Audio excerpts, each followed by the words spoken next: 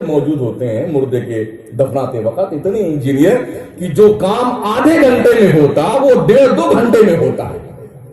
ہر آدمی لگتا ہے شاید اس نے بڑی یونیورسٹی سے اسی پر ریسرچ کیا کہ قبر بنی کیسے ہے, بڑائی کس کا کی, یوں کرنا یوں کرنا یوں کرنا. بے غیرت نماز نہیں پڑھتا جنازے کی, وہاں ڈائریکشن دے رہا ہے. بے حیا. جملے سخت ہیں, تھوڑا ہضم کر لیجئے گا اور نہ ہاضمولہ کھا لیجئے گا. ارے یہ دیکھا نہیں دیکھا آپ نے, جو کام آدھے گھنٹے میں ہوتا ہے وہ 2 گھنٹے میں ہوتا ہے. انجینئروں کی بنیاد. نہیں ماریے نہیں بچوں کو, ان کو سمجھائیے. کوئی بھی راستہ نہیں, وہاں تو نمبر بعد میں آئے گا. حشر کے میدان میں قبر میں بھی کوئی سوراخ آدمی چھوڑنے نہیں دیتا ہے. ارے بند بند بند, یہ ادھر رکھ دو, یہ کنکر ادھر رکھ دو. ہمارے یو پی وغیرہ میں تو گیلی مٹی جو ہے گوند کر رکھی جاتی ہے, جب تختہ لگا دیتے ہیں تو بہت قاعدے سے بڑی باریکی کے ساتھ پورا بند کیا جاتا ہے کہ کوئی دراز باقی نہیں رہنا چاہیے. یعنی اگر یہ بھاگنے کا ارادہ بھی کرے بیٹا نکل نہیں سکتا اس میں. اب جب منکر نکیر ہے نا, ابھی قبر میں مان ہم یہاں بیٹھے ہیں, کوئی سانپ نکل آئے تو ہم بھاگ نہیں کرتے, لمبا بیٹھا ہے نا. قبر تو یار ناپ کے بنائی جاتی ہے, ناپتے نہیں ناپتے ہیں. مردے کو پہلے ناپ لیتے ہیں, اس کی ڈیڈ باڈی کتنی لمبی ہے چوڑی, اسی حساب سے قبر ناپ کے بنائی جاتی, تھوڑا سا آگے پیچھے کر کے کہ آدمی کے مطلب اس کو اترنے کی جگہ رہے, بس حساب سے بنائی جاتی ہے. اور اوپر سے بھی بند کر دیا جاتا ہے, چپ چاپ پڑے رہو اندر ہی. تم جانو تمہارا کہاں جانے. میں تو منہا خلقناکم وفیہا نعیدکم ومنہا نخرجکم تارۃ اخری. السلام علیکم. چلے آؤ, آپ جانو, آپ کا عمل جانے. پیک کر دیا ہے منکر نکیر آنے والے, تم جانو وہ جانے. اب جب کٹائی شروع ہو قبر میں منکر نکیر کی طرف سے تو بھاگ سکتا ہوں وہاں سے؟ کوئی رستہ ہے بھاگنے کا؟ اچھا کوئی یہ کہہ سکتا کہ میں قبر میں نہیں جاؤں گا؟ کہہ سکتے ہیں مورا آپ؟ کوئی نہیں کہہ سکتا. جانا ہی جانا ہے. کتنا بڑا سورما کیوں نہ ہو, کتنا بڑا گنڈا کیوں نہ ہو, کتنا بڑا دولت مند کیوں نہ ہو, کوئی نہیں بچا ہے موت کی پکڑ سے. تو خدا کے لیے اپنی عاقبت سدھارنے کے لیے تھوڑا موقع جو رب نے دیا ہے نا, اس کو تو خیریت سے گزار دو. تو آج کی تاریخ میں ویسٹرن کلچر نے ہمارے اوپر شب خون مارا ہے.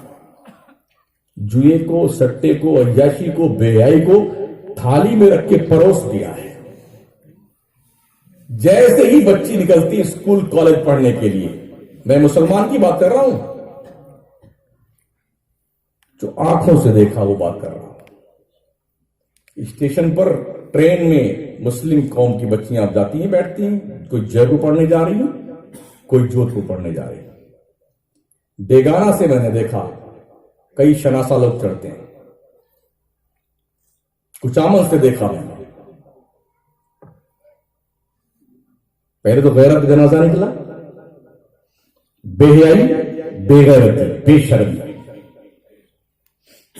اس ویسٹرن کلچر کی تعلیم نے اور کلچر نے وہ برا حال کیا ہے, سروں سے دوپٹے اتر گئے, آزادی فکرہ نہیں. اب تو یہ ہوا ہے کتنی لڑکیاں ہم تو شادی نہیں کریں گے, اکیلے ہی رہیں گے. یہ بھی فرمان سننے میں آ رہے ہیں, ہم نے شادی نہیں کرنا ہے. کچھ تو ایسی بگڑی جیسے ماڈرن کلچر ہوتا ہے کالج میں, یونیورسٹی میں, جب مسلمان کی طرف سے اس پر کوئی گفتگو ہوتی ہے, ہمارے علماء بیان فرماتے ہیں, تو ہمارے دیش کے وہ لوگ جو نان مسلم کمیونٹی کے ہیں اور جن کا مزاج گھٹیا قسم کا ہوتا ہے, ارے یار مسلمانوں نے تو اپنے یہاں عورتوں کو بالکل پابند کر دیا ہے, برقعے میں بند کر دیا, کتنی پابندی. لگتا ہے ان کا کلیجہ پھٹا جا رہا ہے بیچاروں کا. بڑے ہمدرد ہیں مسلمانوں کے. یہ ہمدرد نہیں ہے, بلکہ وہ چاہتے ہیں جس طرح سے غیروں کی بہو بیٹیاں عزت کو نیلام کرتے پھرتی ہیں, ویسے مسلمانوں کی بہو بیٹیاں ہو جائیں. یہ ہو رہا ہے. یہ بھی ہم نے دیکھا ہے کالج کی لائف میں. لڑکی مسلمان ہے, لڑکا کوئی غیر مسلم ہے، شادیاں کر لے، کوئی ناپاک بچی ہے، یہ اتنا نہیں، یہاں سے پورا کٹتا ہے، یہاں سے ہم آپ کو ہزاروں کیس دکھلا سکتے ہیں۔ ابھی 3 جمعہ پہلے میں نے بیان کیا تھا، صرف مہاراشٹر میں تقریباً 23,000 مسلم بچیوں نے نان مسلم کمیونٹی کے بچوں کے ساتھ شادی کرنے کے لیے اپلیکیشن دے رکھا ہے۔ ہو سکتا ہے آپ نے کہیں تو مہاراشٹر کا معاملہ ہے، اپنے گھر میں دیکھ لو۔ مسلمان چاہے مشرق کا ہو چاہے مغرب کا، شمال کا ہو یا جنوب کا، نبی نے کلمہ توحید میں ایسا پرو دیا ہے جیسے تسبیح کے اندر 99 دانے ہوتے ہیں نا پروئے ہوئے، ایسے ہی سارا مسلمان پوری دنیا کا ہے۔ یہ راجستھان کا ہے، یہ بہار کا، یہ یو پی کا، یہ عرب کا ہے، کچھ نہیں، جنگلی پن ہے یہ تصور۔ اسلام میں اس کا کوئی مقام نہیں ہے کہ کون کہاں کا ہے۔ کل مومن اخوہ، ہر مسلمان بھائی بھائی۔ خواجہ سنجر کے تھے افغانستان کے، ہندوستان میں آئے، کھنڈ بھارت میں آئے، اجمیر میں آئے، کیا کوئی کہہ سکتا کہ یہ باہر کے تھے؟ جی نہیں۔ مخدوم اشرف جہانگیر سمنانی سمنا کے تھے، صحرا نوردی کرتے ہوئے پنڈوا ہوتے ہوئے کہ چوچا شریف آئے، کوئی کہہ سکتا یہ باہر کے ہیں؟ کیوں یہ سوچ لوگوں کی پروان چڑھ رہی کہ فلاں باہر کا، فلاں باہر کا؟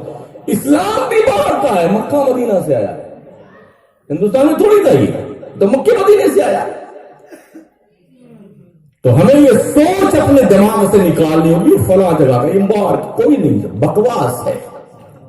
کلمہ پڑھنے والا آقا فرماتے ہیں اگر کسی مسلمان کے پیر میں کانٹا چبھتا ہے تو دنیا کے ہر مسلمان کو تکلیف ہونی چاہیے اس کانٹا کے چبھنے کی۔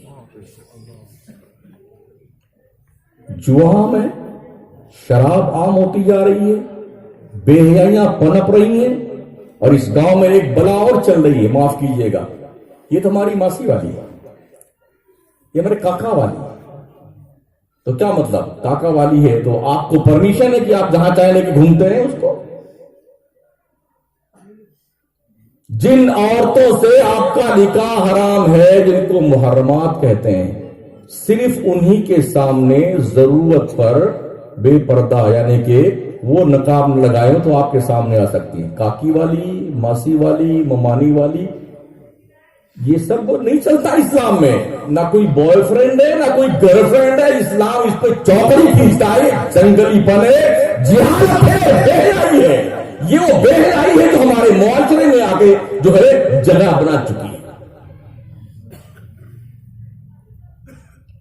تو دوپٹے سے آزاد کیا ہماری بچیوں کو، حیا سے آزاد کر دیا،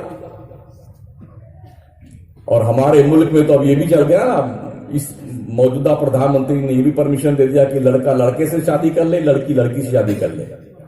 یہ جو ہے اس دیش کے پردھان منتری نے یہ کیرتیمان بنایا ہے۔ یہ جنگل کا قانون یورپ میں تھا جو ہندوستان میں بھی پاس کر دیا گیا۔ آج کے 10 سال پہلے دلی کی سرزمین پر جامعہ ملیہ، JNU، جامعہ ہمدرد کے اسٹوڈنٹس لڑکے اور لڑکیوں نے دھرنا کیا تھا، دھرنے بیٹھے تھے سم لینگنگ کے لیے کہ ہمیں پرمیشن دیا جائے کہ لڑکی لڑکی سے شادی کر لے، لڑکا لڑکی شادی کر لے۔ اس زمانے میں جو وہاں کی نیالے تھی دلی کی اچ نیالے، تو اس نے فیصلہ سنایا کہ ہاں ایسا کیا جا سکتا ہے۔ 5 ججوں کی ایک ٹیم نے یہ فیصلہ دیا تھا، پھر اس پہ پرتیبند لگ گیا تھا، کچھ لوگ جاگروک ہوئے، انہوں نے اس کے خلاف ریٹ داخل کی، تو اس فیصلے کو سائیڈ میں کر دیا گیا۔ مگر یہ مہودے جی جو بیوہ ہیں، موجودہ پردھان منتری خود ہی بیوہ بیٹا، انہوں نے اس کو پرمیشن دے دیا، پروموٹ کیا باضابطہ طور پر، حقوق دے دیا کہ آپ ایسا کر سکتے ہیں۔ میں نے اس وقت بھی تقریر میں کہا تھا، سب سے پہلے جو 5 جج جنہوں نے فیصلہ سنا ہے نا، ایک جج کو چاہیے دوسرے جج سے شادی کر لے اور اپنے بیوی سے کہے وہ دوسرے جج کی بیوی سے شادی کر لے. ابھی یہ بھی بے حیائی چل رہی ہے, معاف کیجیے گا, مجھے کہنا اس لیے پڑ رہا ہے کہ آپ لوگ اس بات کو سمجھ نہیں رہے ہیں. بڑے بڑے شہروں میں تو ایسا چل رہا ہے, 10-5 دوست ہوتے ہیں, اپنی اپنی کار لے کے آتے ہیں, بڑے ہوٹل میں پہنچتے ہیں, کاروں میں ان کی بیویاں بیٹھی ہوتی ہیں, ٹیبل پہ بیٹھ کے شراب پیتے ہیں حرامزادے لوگ. شراب پینے کے بعد اپنی اپنی چابی وہیں ڈال دیتے ہیں اور اچھالتے ہیں چابی ایک ساتھ میں. اب جو چابی جو اٹھا لے, جس کی گاڑی میں وہ چابی لگ جائے, اس گاڑی کو اس کی بیوی کو لے کے چلا جائے. 7 دن اپنے گھر پہ رکھتے ہیں اس بیوی کو, پھر 7 دن آتے ہیں, پھر چابی اجالی جاتی ہے. یہ جنگلی پن چل رہا ہے. جب یہ پوچھا گیا زلزلے کیوں آتے ہیں, لوگ مشہور کیے ہوئے نا, زلزلہ اس لیے آتا ہے کہ مچھلی کے اوپر گائے کھڑی ہوئی ہے. یہ نان مسلم کمیونٹی کی تھنکنگ تھی جو مسلمانوں میں پرویش کر گئی. بولے ایک مچھلی پر گائے کھڑی ہوئی ہے اور گائے کے ایک سینگ پر جو ہے نا وہ دھرتی قائم کی گئی ہے. جب اس کی سینگ دکھنے لگتی ہے, جب دوسرے سینگ پہ دھرتی کو لیتی نہ گائے تو زلزلہ آتا ہے. میرے اعلیٰ حضرت الشاہ امام احمد رضا فاضل بریلوی نے فرمایا احادیث کی روشنی میں زلزلے کیوں آتے ہیں؟ سرکار اس لیے زلزلے آتے ہیں جب گناہوں کی کثرت ہو جاتی ہے, اللہ حکم دیتا ہے زمین پہ زلزلہ. اور جب زلزلے آتے ہیں نا, تیبرتا ٹھیک سے آ گئی نا, پورا پورا شہر دھنس جاتا ہے. لاتور, عثمان آباد, اتر کاشی, کچھ, بھوج اس کی زندہ مثال ہے, جہاں ہزار لاکھوں لوگ دھس گئے, ان کے گھر, ان کی قبریں بن گئے. برائیاں جہاں پنپیں گی اللہ کا عطاب وہاں آئے گا.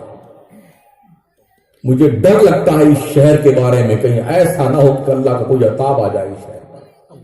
اس لیے جو ہم گناہ دیکھ رہے ہیں نا یہاں پر, یہ وہ گناہ ہے جس کے ذریعے سے اللہ عطاب بھیجا کرتا ہے.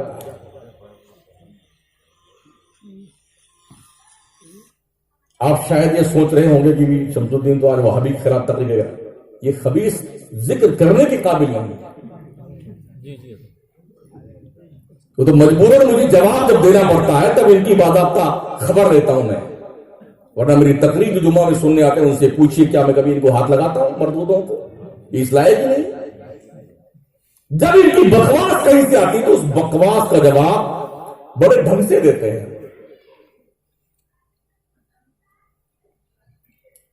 تو مجھے اس بات کا ڈر لگ رہا ہے ساتھی کہ جن برائیوں کی بنیاد پر قوموں پہ عذاب آیا ہے ان میں سے کوئی ایسی برائی نہیں ہے جو یہاں نہ پائی جاتی ہو اس شہر میں.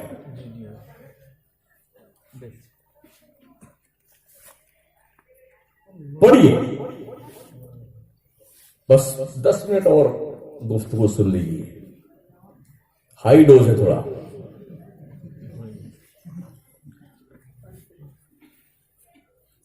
ویسٹرن کلچر کیا ہے ابھی سننے ایک بار اور. شادی سے پہلے 15, 20, 30, 25 سال کی عمر تک وہاں کی 50% لڑکیاں ماں بن چکی ہوتی ہیں بغیر شادی کے, اور وہاں پر اس عمر کے نوجوان جو بچے ہوتے ہیں کئی بچوں کے باپ بن چکے ہوتے ہیں. جب شادی طے ہوتی ہے تو وہاں پر ایکٹ بنا ہوا ہے, کوئی لڑکا کسی لڑکی سے شادی کے وقت یہ نہیں پوچھ سکتا کہ اس سے پہلے تمہارے کتنے بچے ہیں. نہ لڑکی کو یہ حق ہے کہ وہ شوہر سے پوچھ سکے, اپنے ہونے والے شوہر سے, اس سے پہلے تمہارے کتنے بچے ہیں. جب تک گاڑی چلی 2, 4 سال 5 سال چلی, نہیں چلی, تم تمہارے راستے ہم ہمارے راستے. یہ زیادہ ہو رہا ہے. آج کے 28 سال پہلے ممبئی میں جب میں نے نئی دنیا کی رپورٹ دیکھی تو اس نئی دنیا کی رپورٹ یہ تھی, امریکہ, برطانیہ, ان 2 ملکوں کی رپورٹ اس نے پیش کی تھی. 68 لاکھ وہ بچے تھے جن کو پتا نہیں میرا باپ کون ہے اور میری ماں کون ہے. کتنے تھے؟ 68 لاکھ بچے. برطانیہ میں 65، امریکہ میں 68 لاکھ بچے کیا قصور کیا تھا جو باپ کی شفقت اور ماں کے پیار سے محروم ہو گئے؟ ایک لمحے کی لذت کے حصول کے لیے ان بچوں کا نسب قلم کر دیا ظالموں نے۔ آپ بتائیے کہ ایسا بچہ جس کے باپ کا پتہ نہ ہو، کیا معاشرے میں عزت کی زندگی وہ جی سکتا ہے؟ جب بھی وہ کسی کے سامنے آئے گا لوگ انگلی اٹھائیں گے، انگلی نہیں اٹھا سکتے تو کنکھیوں سے دیکھیں گے اشارے وہی ہے۔ اور جس معاشرے میں 65 لاکھ 68 لاکھ ناجائز بچے وہاں کے ہاسپٹل میں اور وہاں کے اولڈ ہاؤس میں پڑھ رہے ہو، چلڈرن ہاؤس میں پڑھ رہے ہو، ان بچوں کا کیا مستقبل ہوگا؟ ان بچوں کے ساتھ ہوتا کیا ہے؟ انہیں فن سپاہ گری سکھایا جاتا ہے، جن کے باپ کا پتہ نہیں ہوتا، جن کی ماں کا پتہ نہیں ہوتا ہے، انہی بچوں کو فوج میں بھرتی کیا جاتا ہے، افغانستان ہو یا عراق ہو، دوسرے ممالک کو وہاں بھیج کر کے تاکہ یہ مر جائیں، ان کا کام تمام ہو جائے۔ یہ کام ہوتا ہے۔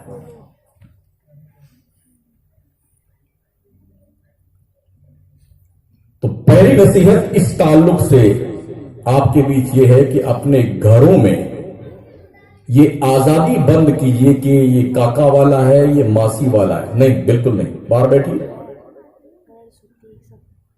آپ گھر میں انتر ہے تو اپنے حساب سے آپ بلائیے، عورتوں کو پردے میں کیجیے، جو غیر محرم آئے اس کے سامنے۔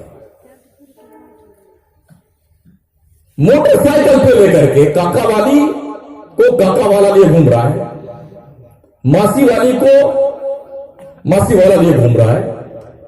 بولے تو خالہ صاحب، بھائی بہن، اسلام اس کام کو حرام کے دائرے میں رکھتا ہے، یہ حرام ہے۔ یہ بھی سننے میں آیا بہت سارے بہادر لوگ ہیں، بہت سارے کام کرنے والے لڑکے ہیں جو گھروں میں باضابطہ طور پر باورچی خانے سے لے کے غسل خانے اور لیٹرین کے پاس تک سب آواجاہی سب کی رہتی ہے بلا روک۔ تو اسی شہر کی بات کرتا ہوں۔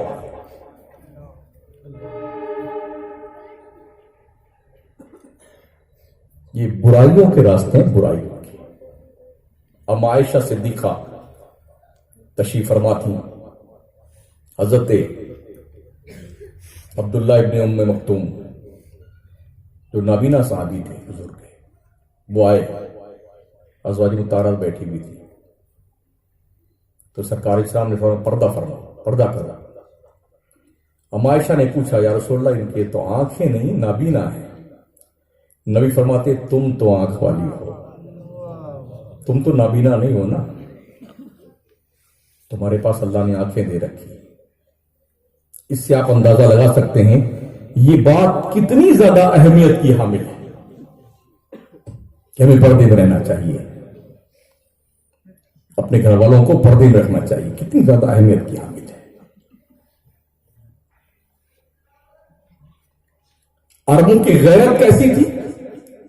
ایک صحابی تھے جو جنگ میں کہیں لڑ رہے تھے اور وہ چھٹی پہ آئے، اس لیے کہ قانون یہ تھا کہ 4 مہینے سے زیادہ کوئی بھی مجاہد جنگ میں نہیں رہے گا، 4 مہینے کے آس پاس گھر پہ آ جائے۔ وہ آئے تو انہوں نے دیکھا کہ ان کی بیوی اہلیہ دروازے پہ کھڑی ہوئی تھی۔ اتنا دیکھتے ہی وہ آئے اور انہیں خنجر نکالا اور گھر میں گھسے کہ اب اس کو جان سے مارے، یہ ہمارے غیر موجودگی میں یہ دروازے پہ کیسے کھڑی ہوئی؟ خنجر لے کے بڑھے اور اپنے بھانپے ان کا ارادہ کیا ہے؟ اس نے جلدی سے چلا کے کہا، شوہر نامدار جلدی مت کیجیے، پہلے میری بات سن لے۔ آپ کو شاید یہ ڈاؤٹ ہوا کہ میں دروازے پہ کھڑی ہوں، آپ کو غلط فہمی ہوئی۔ گھر میں چل کے دیکھیے، بستر کے اوپر بہت زہریلا سانپ بیٹھا ہوا ہے، اس لیے میں بھاگ کر کے باہر نکلی، مجھے کاٹ نہ لے۔ تھوڑا غصہ ٹھنڈا ہوا، یہ لپکے اسی خنجر سے اس سانپ کو مارا انہوں نے۔ جیسے سانپ کو مارا تو سانپ نے پلٹ کے ان کو کاٹ لیا، سانپ ان کے کھنجر کے وار سے مر گیا اور سانپ کے زہر سے ان کا انتقال ہو گیا۔ یہ بات جب حضور تک پہنچی تو یہ فرمایا گیا کہ بھی جو ہونا تھا وہ تو ہو گیا۔ غیرتیں ایسی تھی، اور آج ہم نے دیکھا ہے، معاف کیجئے گا جملہ سخت ہے، اور نہیں کیجئے میرا کیا بگاڑ لیں گے، معاف نہیں کریں گے تو آپ کی مسجد میں تو امام بھی نہیں ہے، قاری غلام رسول جانے یہ آپ کے محلے کی مسجد کے امام صاحب ہے۔ پیر کے بہانے سسرال سے گھر سے باہر نکلتی عورت شام کو جے پور سے آ جاتی گھوم کر کے، آنکھوں دیکھی بات کر رہا ہوں، کسی کی سنی بات نہیں کرتا میں۔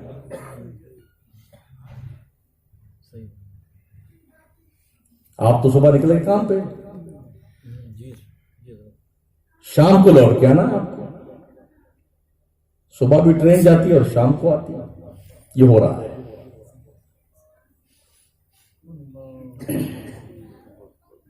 تو جو ہمارے یہ بہترین لوکیشن میں بیک سائڈ میں جو چور دروازے ہیں نا، انہیں بند کیجیے، خدا کے لیے بند کیجیے۔ میرا یہی کام ہے کہ میں آئینہ ہوں، میں آئینہ ہوں، دکھاتا ہوں داغ چہرے کے، میں آئینہ ہوں، دکھاتا ہوں داغ چہرے کے، جسے برا لگے وہ سامنے سے ہٹ جائے۔ میرا کام ہے داغ دکھانا، نہیں دکھائیں گے تو آدمی کو احساس کیسے ہوگا کہ ہمارے اندر غلطیاں کیا ہیں۔ ہمیں بڑی خوشی ہوتی ہے جب کوئی کہتا ہے شمس الدین تمہارے اندر یہ کمی ہے، اس لیے کہ جو کمی مجھے نظر نہیں آتی، اپنی غلطی نظر نہیں آتی آدمی، سامنے والے کو نظر آتی ہے۔ وہ بڑا مخلص دوست ہے جو بڑی خوبصورتی سے آپ کی غلطی پر آپ کو ٹوک دے اور آپ برا ماننے کی بجائے اپنی اصلاح کر لیں، یہ بہت کمال کی بات ہے۔ ہم ہوں یا آپ ہو یا XYZ کوئی بھی ہو، اس لیے کہ ہمیں اپنی خطا نظر نہیں آتی ہے۔ اگر کوئی مخلص دوست ہماری اس حقیقت کی عکاسی کرتا ہے کہ آپ نے یہ غلطی کی، آپ کی غلطی یہ ہے، تو میری ذمہ داری بنتی، میں غصہ نہیں ہونا چاہیے مجھے، میں اپنی اس غلطی کی سدھار کر لوں تاکہ آئندہ کوئی نہ ٹوک سکے۔ یہ حوصلہ پیدا کیجیے، کوشش کیجیے۔ آخری بات،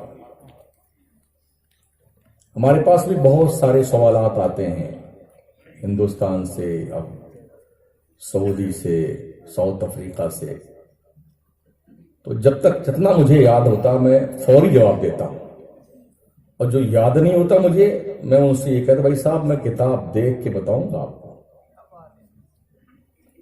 کتاب میں بھی سمجھ میں نہیں آتا ہے تو اپنے بڑے مفتیوں اور علماء سے پوچھ کر کے بتاؤں گا بھائی صاحب۔ اگر میں اٹکل پٹھو پھینک دوں، ہم مولانا ہے، امام ہے، اگر ہم نے فوراً نہیں بتایا تو میری عزت چلی جائے گی۔ آج اپنی عزت بچانے کے لیے میں انڈسٹینڈ مسئلہ بتا دوں، جتنے لوگ عمل کریں گے وہ سارا کا سارا گناہ ہمارے سر پہ لگے گا۔ تھوڑے دن کی عزت کے لیے ہم اپنی آخرت کیوں برباد کریں؟ ہم نے امام اعظم ابو حنیفہ رحمۃ اللہ تعالی علیہ کا تقریباً 7 مقامات پر پڑھا ہے۔ انہوں نے فرمایا، جواب میں کسی نے پوچھا نا، جب سوال کیا تو فرماتے لا اعرف، مجھے نہیں پتا۔ یہ کہہ دینے میں کوئی شرم نہیں کہ مجھے نہیں معلوم ہے، یہ بھی ایک علم ہے کہ مجھے نہیں معلوم، یہ بھی ایک علم ہے۔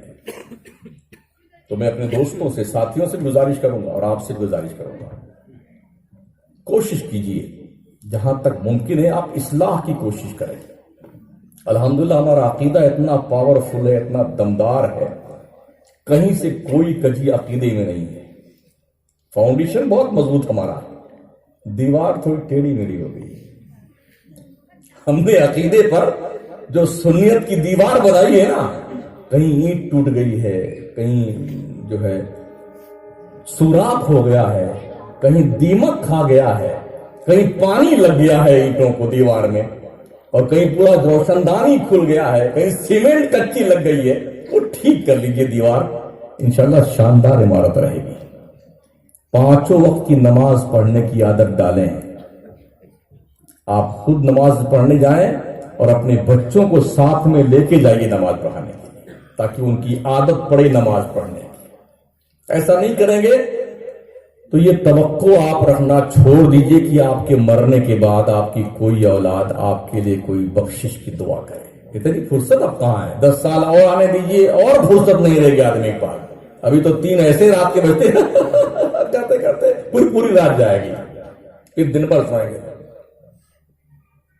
میں ان دوستوں کو مبارکباد پیش کرتا ہوں جنہوں نے آج کی محفل سجائی ہے. اللہ جزائے خیر دے اور سب کو حضور کے میلاد مبارک کا جو مہینہ ہے اس کا صدقہ عطا فرمائے. سب میں نے جان بوجھ کر کے اس ٹاپک پہ گفتگو نہیں کی، ہمارے علماء نے کیا ہوگا میلاد رسول کے حوالے سے. یہ بڑے ادب کے ساتھ میں عرض کروں گا آپ سے کہ آپ نمازیں پڑھیے. ہمارا حزب مخالف جو ہم کو سب سے بڑا تانا دیتا ہے نا شیطان، کہ سنی نماز نہیں پڑھتا ہے، اور یہ سچائی ہے. غلطی ہمیں اپنی تسلیم کرنی چاہیے. سنیوں کی اکثریت نماز نہیں پڑھتی ہے. ہم یوں کہتے ہیں اسے، جس پہ نماز فرض نہیں ہے وہ مردود نماز لیے گھومتا ہے، اور جس پہ فرض ہے نماز وہ جمعہ ٹکائے رہتا ہے. سنی پہ نماز فرض ہے، یہ بیٹا پڑھتا ہی نہیں ہے. اور جن مردودوں وہابیوں دیوبندیوں پہ نماز فرض نہیں، نماز مسلمان پہ فرض ہے نا بھائی، مسلمان سنی ہے. جن پہ نماز فرض نہیں ہے وہ کبھی بھوپال تک نماز کو بکچا بتا کے جاتے ہیں، کبھی جے پور لے جاتے ہیں، کبھی گوٹ لگاتے ہیں، کبھی کس چلے لے، کبھی پوری نماز لیے گھومتے رہتے ہیں. اللہ کے بندوں تم نماز پڑھنا شروع کر دو، تاکہ یہ منہ توڑ جواب ہو آپ کی طرف سے کہ ہم نبی کا میلاد بھی پڑھتے ہیں اور نبی کی لائی ہوئی نماز بھی ہم پڑھتے ہیں. اللہ ہم سب کو ایمان و سنیت پہ قائم رکھے اور ہماری خطاؤں کو معاف فرمائے اور ہمیں مرتے دم کلمہ طیبہ نصیب فرمائے. استغفر اللہ ربی من کل ذنب واتوب الیہ، لا الہ الا اللہ محمد رسول اللہ، والسلام علی من اتبع الہدی.